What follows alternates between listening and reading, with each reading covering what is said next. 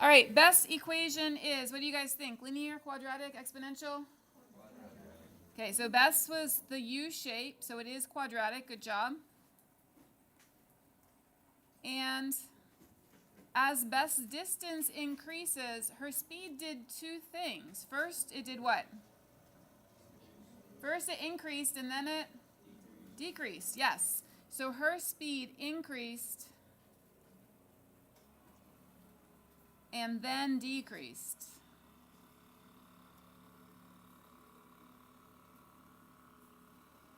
And that's all important. You don't want to just have one of those things down because Beth's speed did both those things.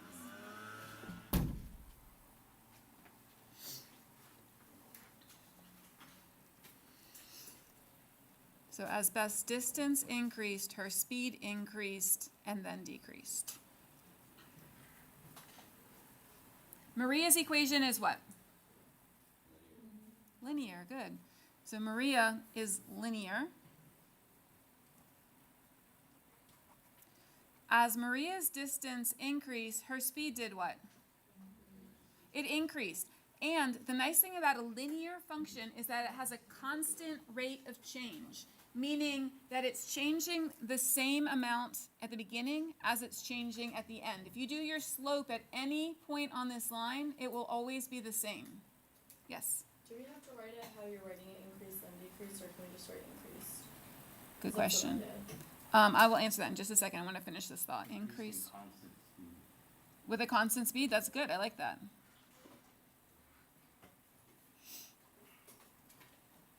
I'm going to say a constant rate of change because that will reflect the speed and the distance. Do you mind locking the door when you come in? Thank you. Okay, so the question that was asked about 1 is, do we have to write increased and then decreased? And yes, because I want you to describe not just what happens at the beginning, but also what happens at the end.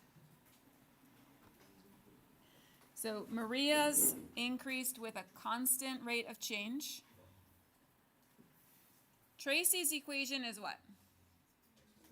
It is exponential. You can see this exponential shape here.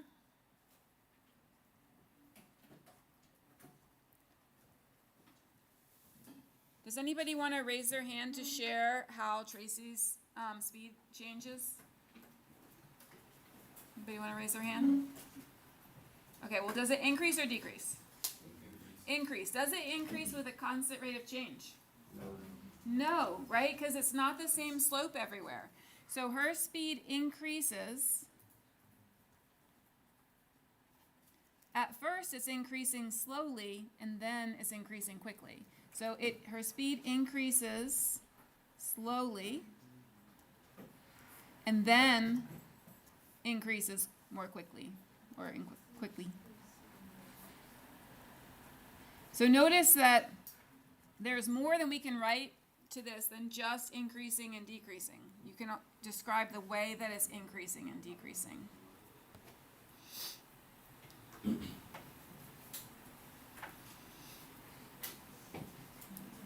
All right, remember last class when we did the line of best fit, we used this Desmos equation, but we wrote this written equation. So this chart is just to help you keep straight what you would put in Desmos, and then how would you actually write the equations for linear, quadratic, and exponential. There are different formats you can use for these as well, but these are the ones we're going to use today. Where it says sketch a set of points that might be used for this regression equation, like here's an example. For linear, we know that the points will mostly line up, right? So that might be an example of a linear set of points. So take a moment to sketch a set of points for quadratic and exponential. All right, for quadratic, some of you may have sketched your points like Beth. You might have made an upside down parabola, and some of you may have made your U shape more right side up, right? It doesn't matter. You could do upside down U or right side up U, as long as it looks like a U. For exponential, you may have done a shape like Tracy's that was increasing. If it were a decreasing exponential, it would look like this. You see that? So you can increase exponentially or you can decrease exponentially. Any questions before I turn the page? Okay. On the back, we have example 1. We're going to put this table into Desmos. It tells you that the speed is X and the fuel economy is Y. So you guys are going to add a table with the plus.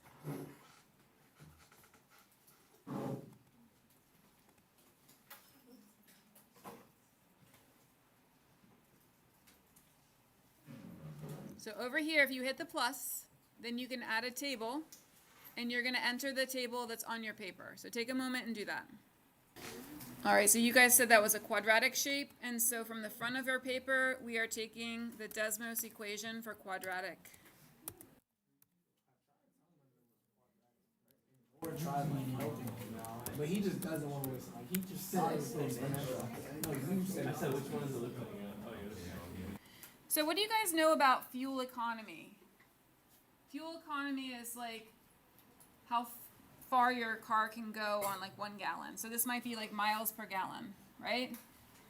Does it make sense that you would get better fuel economy at, what is the best one, 40 miles per hour than you would at 15 or 60?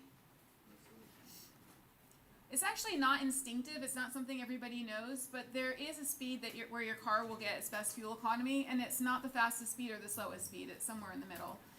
Every car is a little bit different. You can take a look. You can research your own car and see where your best fuel economy is. But it doesn't change too much because you're not about to drive like 40 miles per hour all the time, right? You're going to drive whatever the speed limit is.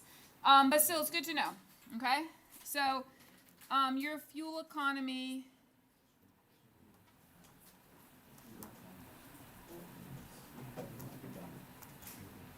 is not its best at the lowest or the highest speeds. It's in the middle.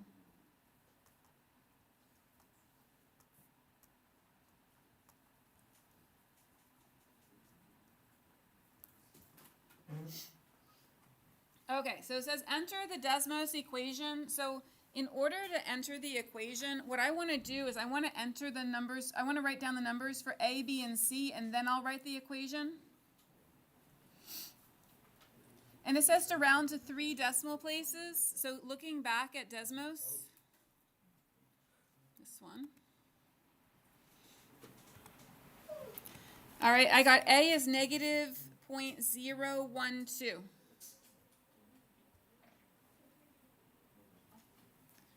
And B is 0.992. Are we putting that into the written equation? I'm just writing them on my paper for the moment, and then I'm going to. So you might be ahead of me. And then C is 10. I'm going to do 3 decimal places, though. So I'm going to do 0.153. Okay, so let's go back to the paper. I don't know why I showed up all of a sudden. Can I turn that off? Yeah.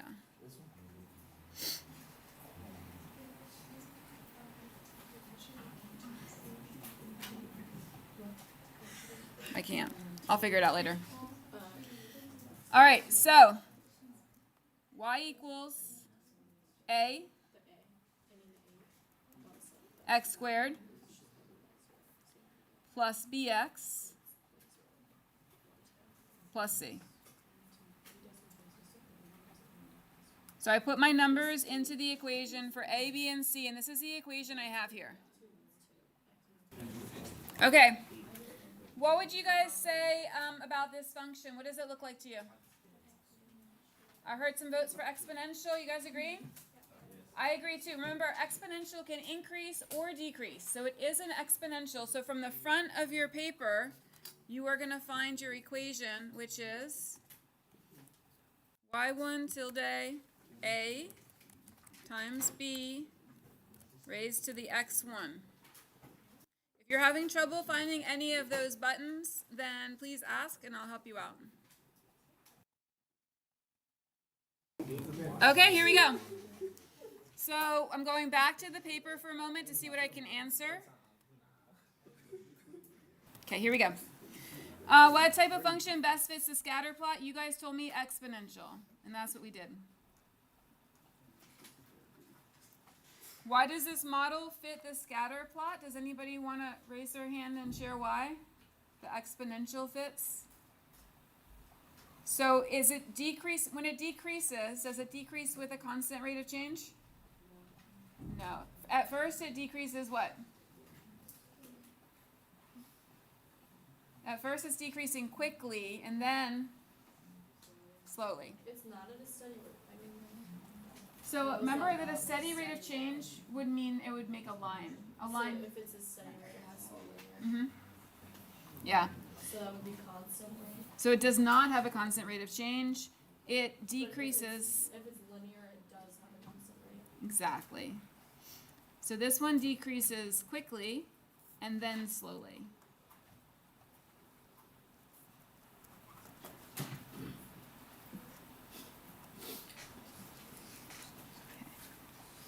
So in the context of the situation, that's just the speed that the coffee is cooling at. So you could say the coffee cools quickly and then slowly, or you could just say the coffee doesn't cool it with a constant rate of change.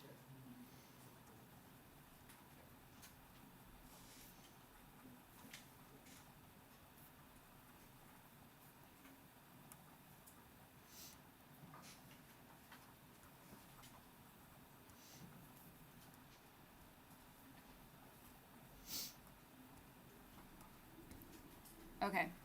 And then what I'm going to do next is I'm going to copy down the numbers I get for A and B from Desmos, and then I'm going to use those to write the equation. So going back to Desmos, I think it's this one over here. Yeah. I'm going to write these numbers down to 3 decimal places. So the first one is already 3 decimal places, 171.192. And then the second one, 0.930.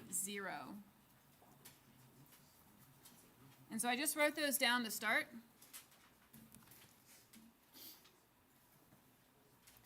And then I'm going to look to see what should my equation look like on the front. It should look like this one. So instead of A, I'll put the A number, and instead of B, I'll put the B number. Y equals 171.192 times 0.930 raised to the x power.